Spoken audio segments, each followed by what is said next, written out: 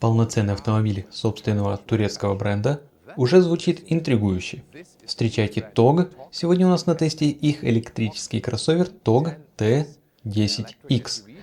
Турция давно служит производственной площадкой для мировых игроков, вроде Toyota, Renault, Ford и Hyundai. Но теперь здесь появился свой автопроизводитель, который выпускает машины под собственным именем. Именно этим и занимается TOG. Мы хотим проверить, насколько он хорош, и получится ли у них выйти на рынок Германии. Именно туда они нацелены. И сегодня у нас первый тест-драйв, немецкий автобан, высокие скорости, все как мы любим. С вами Томас и Авточувство в 4К без купюр и на весь экран. Поехали. Название для уха непривычное, но дизайн подан довольно прямолинейно. Решетка радиатора с вертикальными линиями символизирует тюльпаны. Характерный турецкий мотив. Логотип продолжает ту же тему. У нас машина в черном цвете, но палитра, конечно, шире. Посадка уверенная и, честно говоря, в передке угадывается легкий намек на Мазератти. Как вам такое сравнение? В профиль T10X сопоставим с Tesla Model Y или BMW iX3. Только немного короче. 4,6 метра. Диски доступны на 18 или 19 дюймов, в этой богатой комплектации стоят 19. Классические пропорции кроссовера плюс аккуратный хромированный акцент сбоку. По технике можно выбрать либо задний привод, либо полный. Сегодня у нас версия с задним приводом, она экономичней. Разгон с 0 до сотни за 7,8 секунды. Полный привод с дополнительным мотором спереди 4,8 секунды. Доступны две батареи, обе на LFP химии, 52 кВч и 88,5 кВч. Но в Германии продаваться будет только старшая с большой батареей. Сзади уже привычная для современных электромобилей сквозная световая полоса, но исполнена она элегантно. Мне понравились анимированные указатели поворота. И да, мы обязательно проверим реальный запас хода на батарее 88,5 кВч. Для меня это всегда важнее сухих цифр из пресс-релиза. Зарядный разъем вынесен вперед на сторону пассажира. Бортовое зарядное можно выбрать на 11 кВт или 22 кВт. И, на мой взгляд, второй вариант точно стоит взять в опциях. Быстрая зарядка ограничена 180 киловаттами, рекордов тут нет. Поэтому с 10 до 80% аккумулятор пополняется чуть больше, чем за полчаса. Есть и маленькая удобная фишка. Чтобы отсоединить кабель, не нужно искать настройку в меню. Просто нажимаете одну кнопку или вдавливаете, и машина сама разблокирует разъем. Удобно. За то время, что я провел в салоне, заметил пару секретов. Функции, которые включаются не совсем привычным образом. Покажу их чуть позже. Но сперва проверим, есть ли передний багажник.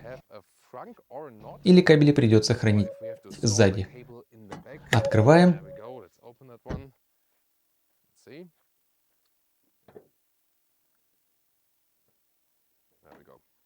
Нет, он не предусмотрен. Зато стоят газовые упоры. Механики это оценят. И сразу на виду 12-вольтовая стартерная батарея. Легко доступная. Ключ выполнен в том же стиле, что и сам автомобиль. Бесключевой доступ работает, а вот теперь фирменная проверка. Послушаем звук закрывания двери. Плотный. Зазоры панелей в норме.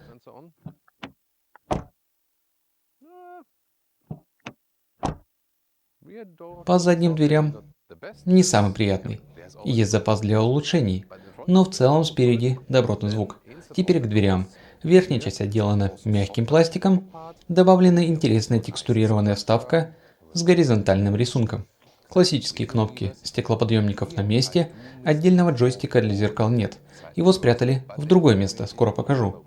Тканевой обивки на панелях не нашлось. Но светлый стиль оживляет картину. Установлена аудиосистема Meridian, а на порогах фирменные накладки TOG. Руль здесь с сенсорными зонами управления. Честно говоря, я небольшой поклонник такого решения. Хорошо, что хотя бы для громкости и пары функций есть легкий тактильный отклик. Поворотники и дворники остались на классических подрулевых рычагах, без сюрпризов. Вся передняя панель обтянута мягким кожзамом высокого уровня. Вставка под дерево, не настоящий шпон, но смотрится эффектно. И руль и сиденье выполнены из того же премиального кожзама. Интерьер полностью без кожи животных. В Турции в базе предлагаются тканевые кресла, в дорогих версиях кожзам, как у нас, еще и с перфорацией. Подогрев сидений есть, а вот вентиляции нет. Садимся внутрь, отряхнем обувь. Проверка запаса над головой. При моем росте 1,89 м пространство остается даже с опциональной стеклянной крышей. В зависимости от рынка и комплектации будут и версии с обычной жесткой крышей. Шторку здесь можно закрыть только через мультимедиа. Отдельной кнопки явно не хватает. В TOG многое перенесли на экран, следуя логике Tesla. Основатель марки прямо говорит, машина должна быть ближе к устройству смартфон на колесах. Может, я слишком консервативен, но все еще ищу физические кнопки. А вы как считаете? Регулировка руля есть по всем направлениям, вверх-вниз и по вылету. Мне, как высокому водителю, хотелось бы, чтобы он выдвигался чуть дальше и опускался ниже. В нынешнем диапазоне тоже можно найти удобную позицию, но большой запас был бы кстати. Теперь кокпит TOG T10X. Само название еще нужно привыкнуть выговаривать, но впечатлений здесь сразу несколько. Во-первых, экраны, они не бьют в глаза, встроен аккуратно и очень широко. Отдельная панель для цифровых приборов. Дальше большой дисплей на всю ширину, включая сегмент для пассажира. И ниже еще один экран, ближе к водителю, хотя для него приходится немного опускать взгляд. Приложений достаточно. Пассажир, например, может запустить YouTube прямо на ходу, но стоит водителю перевести взгляд, и воспроизведение останавливается. Умно. Нижний экран отвечает за климат. Логика похожа на то, что мы встречали раньше у Audi. Во-вторых, качество отделки. Честно говоря, оно впечатляет, учитывая, что TOG не заявляет себя как премиум. Вся передняя панель обтянута мягким кожзамом высокого уровня, сверху тоже мягкий пластик. Сборка аккуратная, все выглядит добротно. Аудиосистема Meridian включена в пакет. Есть и любопытная деталь. Крупная сенсорная панель для контроля внимания водителя. У одних брендов ее прячут в приборку, у других встраивают в руль, а тут сделали заметно больше обычного. Но в целом уровень исполнения очень высокий, особенно за эти деньги. На центральной консоли есть удобная площадка, куда можно опереть руку, работая с экраном. Переключатель передач, поворотная шайба с кнопкой Park сбоку, можно просто повернуть, а можно щелкать большим пальцем. Реверс, драйв, реверс, драйв. Нестандартно, но почему бы и нет. И еще одна деталь. Спереди спрятаны две дополнительные кнопки. С их помощью можно переключать рекуперацию от режима одной педали до классического двухпедального. Если зажать обе, сразу открывается меню выбора режимов движения. Такие вот маленькие секреты. С зеркалами история похожая. Сначала выбираем режим регулировки здесь, а потом тем же большим контроллером, он еще отвечает за мультимедиа, двигаем зеркало влево или вправо. Немного необычно, но когда привыкаешь, работает. Есть еще одна скрытая деталь. Ключ идеально встает в специальный слот. Приятная мелочь. Подстаканники, правда, без адаптивных фиксаторов. Впереди индукционная площадка для зарядки смартфона, но без охлаждения и вентиляции. Так что телефон может перегреваться. Ниже есть небольшой отсек. Еще и удобно спрятать туда микрофибру с двумя USB-C. Он охлаждаемый, но не очень вместительный. Зато вокруг достаточно открытого пространства. А вот интересная находка. Европейский закон о сигнале превышения скорости. Знаете, этот навязчивый бип-бип стоит только превысить лимит всего на 1 км в час по спидометру. Большинство водителей мечтает его отключить. Здесь это реально. Движение вперед, вниз, сигнал выключен, вперед и вверх, снова включен. Та же логика для ассистента удержания в полосе. Назад, вниз отключить, назад, вверх включить. Некоторые элементы интерфейса требуют привыкания. Например, чтобы поменять температуру, приходится смотреть вниз, чаще, чем хотелось бы. Карта встроенная, работает, а пассажир при этом может запускать отдельные приложения. В будущих обновлениях добавить маршрутизацию с учетом зарядных остановок. Чего здесь нет, так это Apple CarPlay и Android Auto. TOG идет по пути Tesla. Все встроим сами. Поэтому в системе сразу есть YouTube, WhatsApp и другое. Но опросы показывают, почти каждый покупатель сегодня требует CarPlay или Android Auto. Задние двери открываются широко, удобно садиться. Верхняя часть отделана мягким кожзамом с фактурой, а ниже жесткий пластик. Ровный пол облегчает посадку, а широкий угол открытия помогает при установке детских кресел. Крепление Isofix аккуратно закрывается откидными крышками. Материалы на заднем ряду соответствуют передним. Есть откидной подлокотник с подстаканниками, снова без адаптивных фиксаторов. Регулировки угла спинок нет, можно только сложить диван. Один порт USB-C предусмотрен, а в этой топовой комплектации добавлен и подогрев задних сидений. По пространству даже высоким пассажирам достаточно. Колени помещаются по высоте впритык, но нормально. Салон достаточно широкий, так что усадить 5 взрослых в салоне реально. Багажник 440 литров. Есть электропривод, двери. Шторка движется по направляющим. Багаж под ней встает вертикально. Ширина около метра. Глубина порядка 90 сантиметров. Пол поднимается. Под ним дополнительное место, например, для зарядного кабеля. Если сложить сиденье прямо из багажника, длина увеличивается до 1,7 метров. Доступ к складыванию есть из салона, но отдельной дистанционной кнопки нет.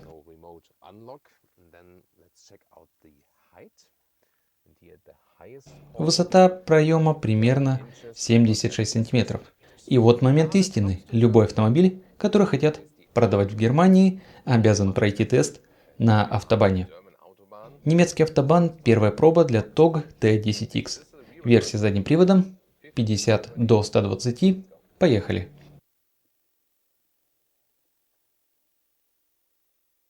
И вот уже с 50 примерно до 110 км в час. Пришлось отпустить газ. Обгон справа запрещен, но разгон бодрый. Напомню, есть и версия с полным приводом. Там разгон с 0 до сотни занимает всего 4,8 секунды. Наш заднеприводный вариант делает это за 7,8 секунды, но удар вполне ощутимый, особенно с легким акустическим сопровождением. В спорт-режиме разгоняемся дальше. 140, 150. Машина по-прежнему живая. На 160 начинает появляться шум ветра. И вот полный газ. 180, максимум 184 км в час. Не слишком шумно, и автомобиль остается собранным, не нервничает. Интересно. Возвращаемся к обычной для трафика автобана скорости. Около 100 км в час. Машина время от времени подает странные сигналы. Например, звук поворотника. На трассе почти не слышно, больше похоже на легкое тук-тук. А другой сигнал – это мониторинг мертвых зон. Причем дублируется и на приборке, и точкой в зеркале. Двойное подтверждение, удобно. На 120 км в час. Впечатляет тишина. Проверил, двойных стекол нет, но все равно хорошо приглушено. Я бы сказал, проверку автобаном машина прошла. Подвеска в городе ощущается упругой. Чуть жестче, чем ожидаешь при разгоне на трассу. Но на крейсерских скоростях по автобану дискомфорта нет. Рулевое управление даже удивило, очень отзывчивое. Быстрая перестройка на 120 км в час. Машина идет ровно и уверенно.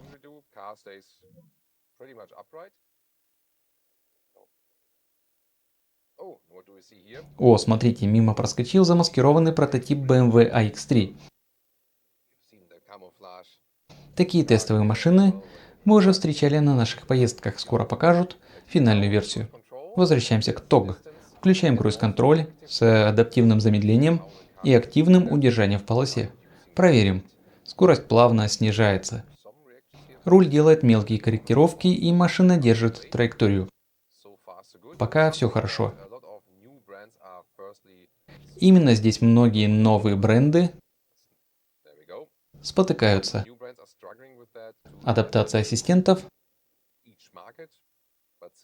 под конкретные рынки. Передаем управление. Вот так. Но у TOG ситуация проще. Дорожная инфраструктура Турции во многом схожа с европейской. Поэтому им не приходится преодолевать те же сложности, что у многих китайских новичков. Ассистент оставляет уверенное впечатление. И снова отмечу двойной контроль мертвых зон. Точка в зеркале плюс предупреждение на приборке. Комфорт сидений еще один плюс. Лия сказала, что ей очень удобно, и я с ней согласен. В целом я бы назвал T10X готовым к автобану. Отличный результат для первой попытки. И, конечно, в конце обзора мы сделаем спокойный замер на автобане при крейсерской скорости, чтобы понять реальный расход. Именно автобан дает правильное представление о запасе хода. О, а вот и сюрприз. Мимо проехал полицейский BMW 7 серии. Выглядит потрясающе. Вот это да. Отличная работа. Я ведь уже возглавляю нашу собственную полицию фальшивых выхлопов. Но после такого, может, стоит вступить и в настоящую полицию, как думаете? Возвращаемся в город. На этих 19-дюймовых колесах подвеска достаточно жесткая для автобана. Но на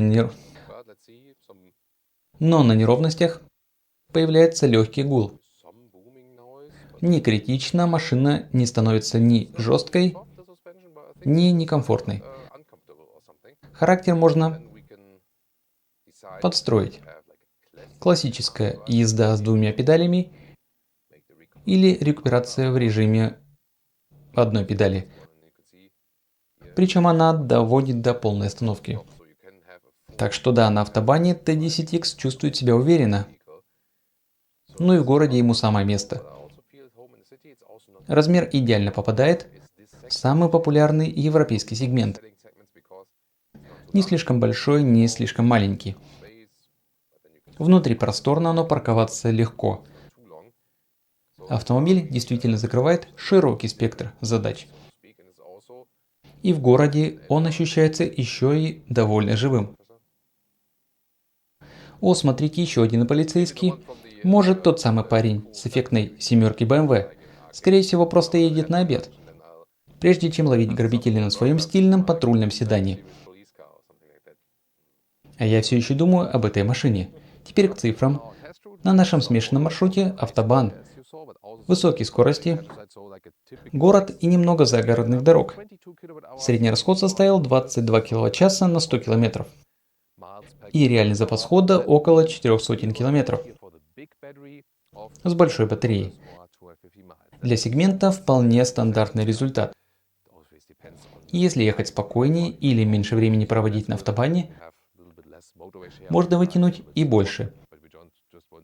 По эффективности и емкости батареи ток держится на уровне конкурентов. Более того, аккумулятор здесь даже чуть крупнее, чем у некоторых. Это плюс. До показателей будущего BMW iX3 он не дотягивает, но и цена у BMW ожидается заметно выше. А что по цене?